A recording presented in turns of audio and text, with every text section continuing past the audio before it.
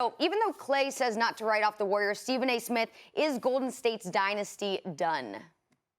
Yes, it is. I don't think they're winning a title anytime soon, and that means the dynasty is over. I think AD and LeBron in L.A. for the next 3 years together, in my opinion, neutralizes Golden State from getting back to the finals. Dynasty. A team or individual that dominates their sport or league for an extended length of time. We've been extremely lucky as NBA fans to have witnessed great teams who've been on historic runs. One in particular, the Golden State Warriors. They've been to the finals the last 5 years and only losing twice. The 2019 NBA Finals witnessed KD tear his Achilles, Clay go down with an ACL tear, and the Warriors failed to three-peat. With KD leaving in free agency and Steph going down early in the season, the Warriors find themselves last in the rankings. With Clay being out the entire season, Curry playing in just 5 games, and Draymond averaging all career lows, the Warriors are looking like a below-average G League team. But despite being dead last in standings, I'm here to tell you that the Warriors dynasty is definitely not over. But before I explain how, if you guys like what you guys are seeing so far, make sure to subscribe and turn on notifications. I will be posting every week. Alright, enough wasting time, let's get back to this video. When talking about the Warriors' success, it starts with the man himself, Stephen Curry. In the 2014-15 season, he averaged 23.8 points per game, 7.7 assists, and 4.3 rebounds. That season, he broke the annual three-point record with 286 three-pointers made and went on to become that season's MVP.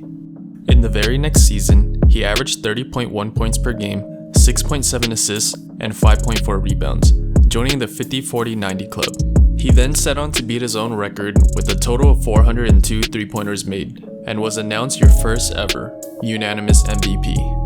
Flash forward to this season and his numbers aren't looking quite the same. As a result of injury and lack of team chemistry, he's averaging 20.8 points per game, 6.6 assists, and 5.2 rebounds on just 40% shooting. I wouldn't expect these numbers to stay this way.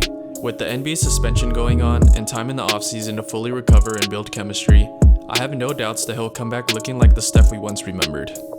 And then there's Klay Thompson. Standing at 6'6" with a wingspan of 6'9", Klay has emerged as one of the top shooting guards. He moves exceptionally well without the ball, knows how to utilize screens, and is automatic from 3.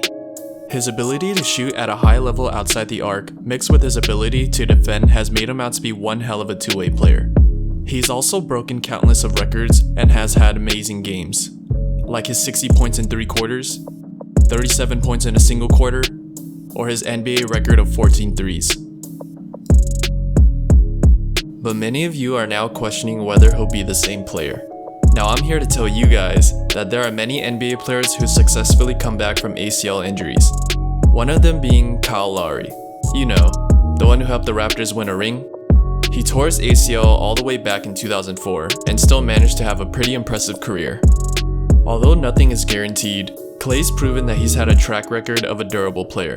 He's appeared in 120 straight playoff games, just missing 1 playoff game in his 8-year career. Plus his game doesn't heavily rely on his athleticism, which leads me to believe that he'll be just fine. Although having a huge hurdle to overcome, I'm certain he'll be back stronger than ever. Draymond Green. I know many of you don't like him, and I'm not much of a fan of him either, but this man can ball.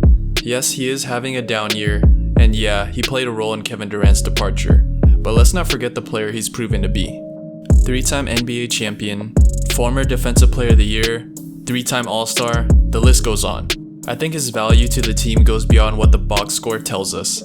Also, what he lacks in offensive ability, he makes up for in his ability to pass the ball and defend at a high level. At the start of the season, many of us had the expectation of him going in and averaging 30, and to be honest, that's just not his game. Draymond is an average scorer at best, but provides in other ways such as defense. He's proven time and time again that he's capable of competing given a qualified team. Love him or hate him, he's essential to the Warriors' success, and I see him dominating like his old ways come next season. On June 20th, 2019, the Warriors made an underrated move when selecting Eric Paschall with the 41st pick. During his rookie campaign, he averaged 14 points, 4.6 rebounds, and 2.1 assists on just 27 minutes, which is amazing for a second-round pick. Eric Paschall is a strong physical guy with an enormous frame who can bully his way into the paint. He can also stretch the floor, and towards the end of the season, showed huge upside in playmaking. I think he's an excellent rotational piece for the Warriors and can immediately provide for them coming off the bench. Fast forward all the way to the present, and the Warriors receive Andrew Wiggins plus a first round from Minnesota for D'Lo.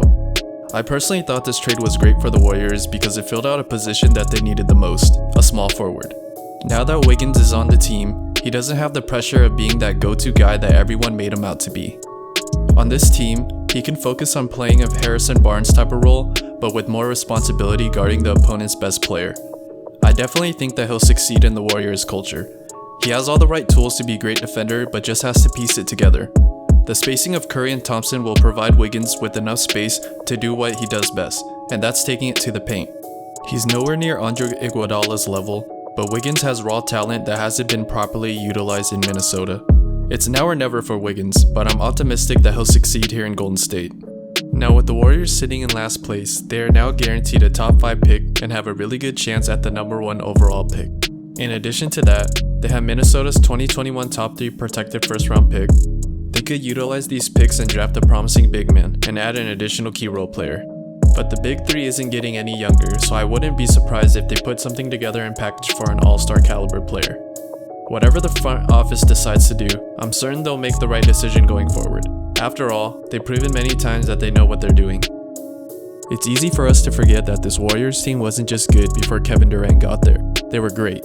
And it started with Curry, Clay, and Draymond. They didn't get worse over the years, but simply sacrificed a lot and took a backseat to accommodate for Durant.